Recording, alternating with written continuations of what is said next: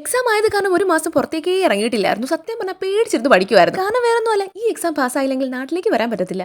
അങ്ങനെ പുറത്തു പോകാന്ന് വിചാരിച്ച് നമ്മുടെ അടുത്തൊരു പാർക്കിലോട്ടാണ് പോകുന്നത്. പോകുന്ന വഴിക്ക് എന്ത് ഭംഗിയാന്ന് നോക്കി, നല്ല അടിപൊളി പച്ച പച്ച മരങ്ങളായിരുന്നു. ഇതാണ് കേട്ടോ ഇവിടുത്തെ പാർക്ക്. പാർക്ക് എന്ന് പറഞ്ഞു കഴിഞ്ഞാൽ ഫുൾ പച്ചപ്പും ഹരിതാവും മാത്രമേ ഉള്ളൂ. അവിടെ എത്തിയപ്പോഴത്തേക്ക് ബോട്ടിൽ കയറിയ ആൾക്കാർ ഇങ്ങനെ കറങ്ങുന്ന കണ്ടു. അങ്ങനെ പിന്നെ നമ്മളും കയറാന്ന് വിചാരിച്ചു. ആദ്യം കണ്ടപ്പോഴത്തേക്ക് ഞാൻ പേടിച്ചു നിന്നെങ്കിലും എന്തായാലും കിട്ടിയ അവസരമല്ലേ കയറാന്ന് വിചാരിച്ചു. അനന്ത് കയറിയപ്പോഴത്തേക്ക് അയ്യോ പൊത്തോന്നൊക്കെ വിളിക്കുന്നുണ്ടായിരുന്നു.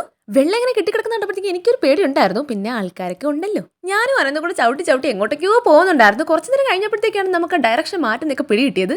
തുടക്കത്തൊക്കെ ഭയങ്കര രസമായിരുന്നു ചവിട്ടി ചവിട്ടി പോകാനായിട്ട്. കുറച്ചു നേരം കഴിഞ്ഞപ്പോഴത്തേക്ക് അനന്ത് ഭയങ്കരമായിട്ട് ചവിട്ടുന്നുണ്ടായിരുന്നു. പക്ഷേ വണ്ടി അങ്ങോട്ട് പോകുന്നില്ല. ഇവൻ ഇങ്ങനെയാണ് ഓടിക്കുന്നെങ്കിൽ നമ്മൾ ഈ പൊന്തക്കാട്ടി ഇടിച്ച് കയറുന്ന എനിക്ക് തോന്നുന്നത്.